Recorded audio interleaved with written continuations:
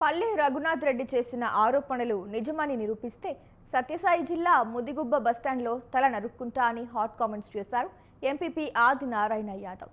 రాజకీయంగా తన ఎదుగుదలను ఓర్వలేకే నిత్యం ఏదో ఒక రకంగా పల్లె రఘునాథ్ రెడ్డి ఆయన అనుచరులతో దౌర్జన్యాలు చేయిస్తున్నారని ఆది నారాయణ మండిపడ్డారు.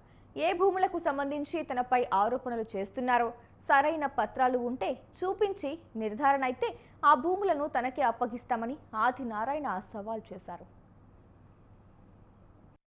రెడ్డికి ఒక్కటే సవాల్ విసురుతున్నా నేను. నువ్వు కానీ నిరూపిస్తే 240 ఎకరాలు గిరిజనుల భూములు నేను తీసుకున్నానని నిరూపించగలిగితే ముదిగుబ్బలో బస్ స్టాండ్ లో నా తల తీసుకుంటా, లేకపోతే నువ్వు రా. నేను చేసేదానికి ముదిగుబ్బలో నడి సెంటర్ లో నువ్వు నిలబడు, నిరూపించితే నేను తల తీసుకుంటా, లేకపోతే నేనేం చేయమంటావు అని చెప్పి నేను తెలియజేసుకుంటా. ఎన్ని అబద్ధాలు, క్యారెక్టర్ అసాసిన్ చేసేకి నా మీద లేనిపోయిన ఆరోపణలు చేస్తున్నావు. నువ్వు ఒక ఫేక్ అగ్రిమెంట్ క్రియేట్ చేసింది వాస్తవా కాదా? ఇది వరలోనే నేను చర్చకు రమ్మని చెప్పా. నువ్వే చెప్పావు ఏమని?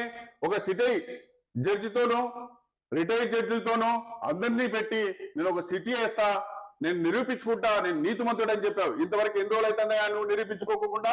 పల్లె రఘునాథ్ రెడ్డి ఎన్ని రోజులు అవుతుంది? మళ్ళీ ఇప్పుడు కొత్త నాటకాలు ఆడుతున్నావా? అంటే నీ ముందర ఎవరు ఎదగకూడదా? అంటే మా భూములు గుంజుకోవాలని చెప్పి మొత్తం అబద్ధాలు చెప్తానే ఉంటావా? రఘునాథ్ రెడ్డికి ఒక్కటే సవాల్ విసురుతున్నా నేను.